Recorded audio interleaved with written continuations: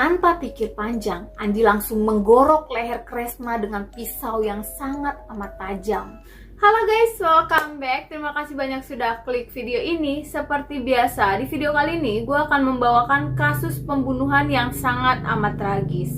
Karena sakit hati, remaja SMA membunuh temannya sendiri. Bahkan sebelum dia membunuh, dia sempat untuk menonton film Rambo. Tapi tunggu dulu, sebelum kita lanjut ke ceritanya, pastikan dulu kalau kalian sudah subscribe channel ini. Tolong untuk bantu kembangkan channel ini guys, minimal kita menginjak di angka 10.000. Selamat menonton, enjoy!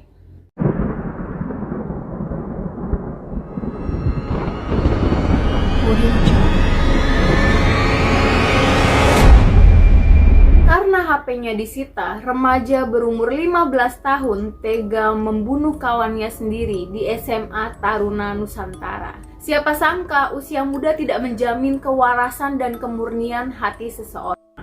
Kresna Wahyu Nurrahmat berumur 15 tahun, dia dibunuh teman seangkatannya sendiri hanya karena sakit hati dan marah karena dia kepergok mencuri. Kresna Wahyu, dia adalah siswa kelas 1 SMA di Taruna Nusantara Magelang. Pada tahun 2017, usianya menginjak 15 tahun, dia datang dari kota Bandung. Kresna merupakan anak bungsu dari Bapak Maijen Kartoto yang sudah meninggal dunia, serta ibunya yang bernama Umi Isnaningsih. Di SMA Taruna Nusantara, dia satu sekolah dengan kakak kandungnya yang bernama Rehan yang beda angkatan darinya. Menurut teman-teman di Taruna, Kresna adalah pribadi yang sangat baik, disiplin, dan sopan. Dia dikenal pendiam dan taat kepada kedua orang tuanya serta keluarganya. Bahkan di sekolah dia tidak memiliki catatan kenakalan apapun. Dia juga disukai oleh teman-teman seangkatannya karena dia dikenal sebagai anak yang humoris, ramah, rajin, dan sangat menyenangkan. Tapi sayangnya, masa depan Kresna yang terlihat gemilang tidak akan pernah terwujud karena dia dibunuh oleh temannya sendiri, bahkan sebelum dia cukup umur. Saat dini hari, sekitar jam 2 pagi pada tanggal 31 Maret tahun 2017, langit masih sangat gelap.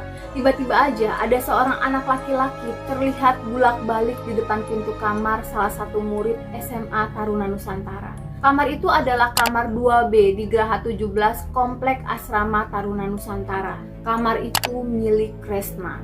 Laki-laki misterius itu langsung masuk ke dalam kamar Kresna dan beberapa menit kemudian dia keluar dan langsung pergi dengan terburu-buru entah kemana. Kemudian sekitar jam 4:45 seorang petugas asrama datang ke depan pintu kamar 2B. Dia bermaksud membangunkan Kresna untuk sholat subuh. Jadi di asrama Taruna ini setiap hari ada petugas khusus bagian untuk ngebangunin anak-anak asrama Taruna untuk sholat subuh. Petugasnya bernama Rianto. Metode membangunkannya adalah memukulkan tongkat ke lantai. Semua penghuni geraha kemudian keluar kamar, kecuali penghuni kamar 2B. Rianto pun langsung masuk untuk membangunkan Kresna yang sepertinya masih tertidur lelap dengan ditutupi selimut. Saat Rianto membuka selimutnya, dia sangat amat terkejut melihat kondisi Kresna sudah dalam keadaan bersimbah darah. Awalnya Rianto berusaha berpikir positif. Dia mengira Kresna muntah darah. Namun ternyata Kresna sudah dalam keadaan meninggal dunia. Ditemukan juga luka sayatan yang sangat lebar di bagian lehernya. Luka sepanjang 10 cm dan sedalam 2 cm. Penyelidikan pun dimulai. Polisi menemukan barang bukti satu buah pisau di salah satu kamar mandi asrama sepanjang 30 cm. Penggeledahan menyeluruh dilakukan di SMA yang dikelola Kementerian Pertahanan itu. Dan saat sedang melakukan penggeledahan, ditemukan di dalam lemari salah satu murid kelas 10 ada sarung pisau. Sarung pisau itu adalah sarung yang cocok 100% dengan pisau yang dipakai untuk membunuh Kresna.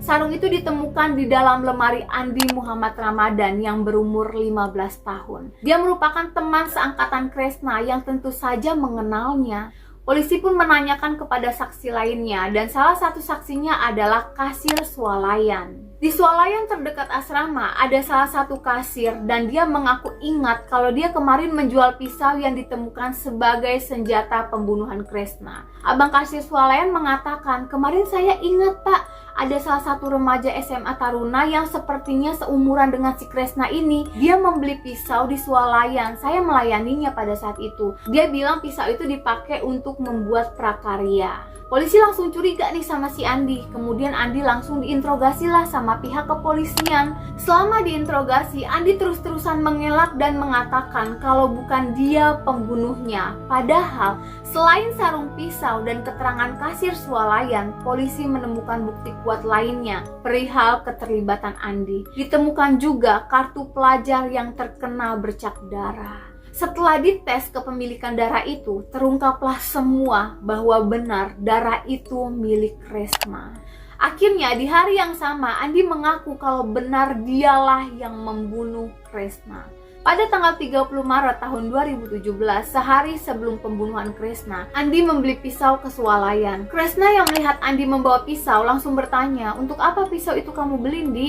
Kemudian si Andi ini ngejawab nih, pisau ini aku pakai buat kegiatan prakaryaku yang belum selesai, kata si Andi. Kresna sempat curiga awalnya, karena semua kegiatan prakarya di SMA Taruna Nusantara sudah disediakan seperti alat dan bahan-bahannya oleh pihak sekolah. Namun dia tidak mau lanjut berbicara dengan Andi yang sepertinya lagi tidak mood untuk ditanya-tanya. Kresna tidak tahu kalau pisau yang dia tanyakan tadi dibeli untuk menghabisi nyawanya.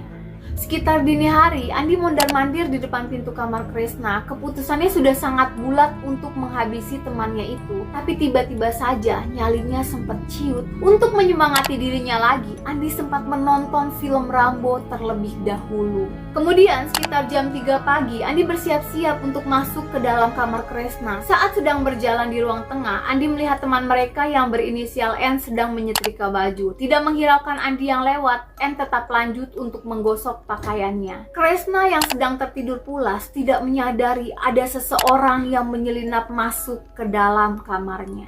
Tanpa pikir panjang, Andi langsung menggorok leher Kresna dengan pisau yang sangat amat tajam. Bahkan darahnya sampai muncrat ke muka Andi. Kresna langsung mendadak bangun. Dia sangat amat terkejut dan sangat kesakitan. Awalnya dia sempat melawan sampai kacamata si Andi ini copot. Namun akhirnya pendarahan karena luka di lehernya membuat Kresna tewas di tempat. Bahkan sebelum Kresna tewas, Andi sempat berbisik permintaan maaf kepadanya. Dia mengelap lantai kamar yang berlumuran darah Kresna dengan kaos murid lain. Andi kemudian langsung merendam kaos itu di ember kamar mandi dan meninggalkannya, bermaksud untuk memfitnah murid lain atas pembunuhan Kresna.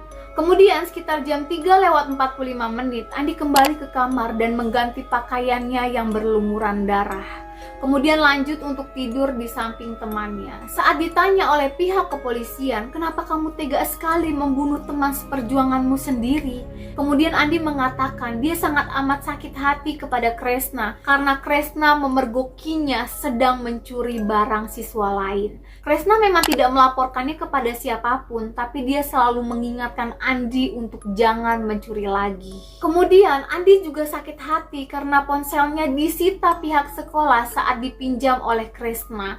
Saat Andi meminta Kresna untuk mengambil kembali ponselnya, Kresna tidak mau sehingga Andi sangat amat marah. Karena saat pembunuhan Kresna, Andi masih di bawah umur. Kemudian dia divonis 9 tahun penjara atas perbuatannya. Dia menangis karena menyadari perbuatannya sangat amat salah. Selain permintaan maaf, kata-kata lain yang Andi sampaikan sebelum membunuh Kresna adalah, yang tenang di alam sana ya Kresna. Anjir.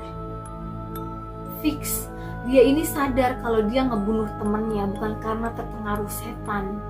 Oke guys, terima kasih sudah menonton sampai akhir. Kalau kalian suka video gue, boleh bantu share ke teman-teman kalian. Kurang dan lebihnya mohon dimaafkan. Jangan lupa untuk like, comment, and subscribe. Aktifkan tombol loncengnya, jadi setiap kali gue masukin video, kalian selalu dapat notifikasinya. Thank you for watching. See you next video. Bye-bye.